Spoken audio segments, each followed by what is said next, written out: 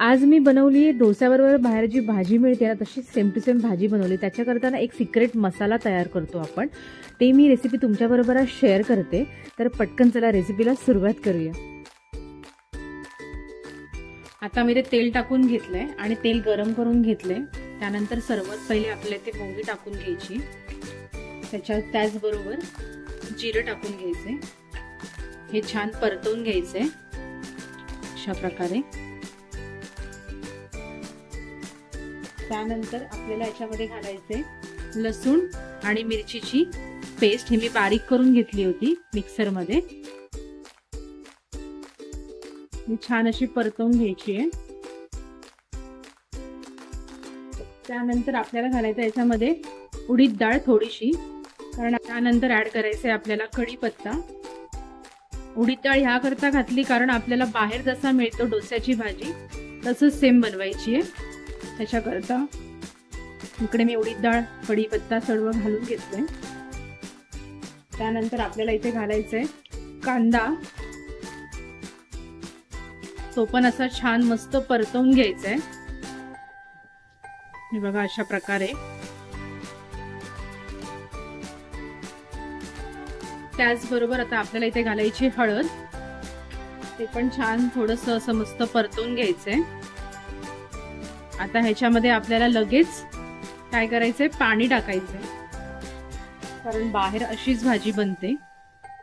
हे बघा थोडंसं पाणी घालून ह्याला परतवून घ्यायचंय। हे बघा हळद शेवटी घालायची, कारण का हळदचा जो कलर आहे तसाच मेंटेन राहायला पाहिजे, म्हणून मी हळद इथे शेवटी घातलीये। त्याच्यानंतर आपल्याला ह्याच्यामध्ये घालायचे चवीपुरतं मीठ। आता हा आपला जो आहे हा भाजीचा मसाला छान रेडी झालाय। हा प्रॉपर मसाला आहे जो बाहेर बनतो तो। हे बघा असं छान असं मिक्स झालं की त्याच्यामध्ये आपल्याला बटाटे घालायचे,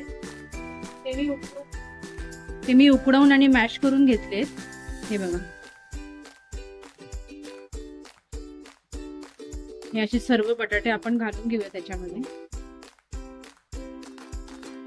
आता हे छान असं मस्त एकजीव करून घ्यायचंय जो आपला मसाला आहे त्याच्यामध्ये।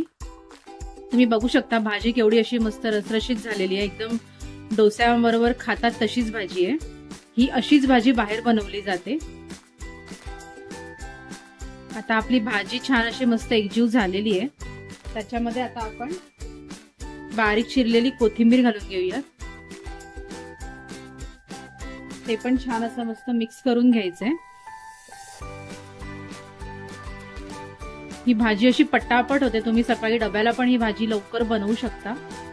सो आता ही मस्त झाली आहे भाजी रेडी। आता मी हिला एका प्लेटमध्ये छान सर्व करून घेते। तर हेच ते सिक्रेट आहे, उडीद डाळ आणि पाणी टाकून बनवलेला मसाला। तर तुम्हाला आजची रेसिपी कशी वाटली हे मला कमेंट करून नक्की सांगा। भेटूया पुढच्या रेसिपीमध्ये। थँक्यू।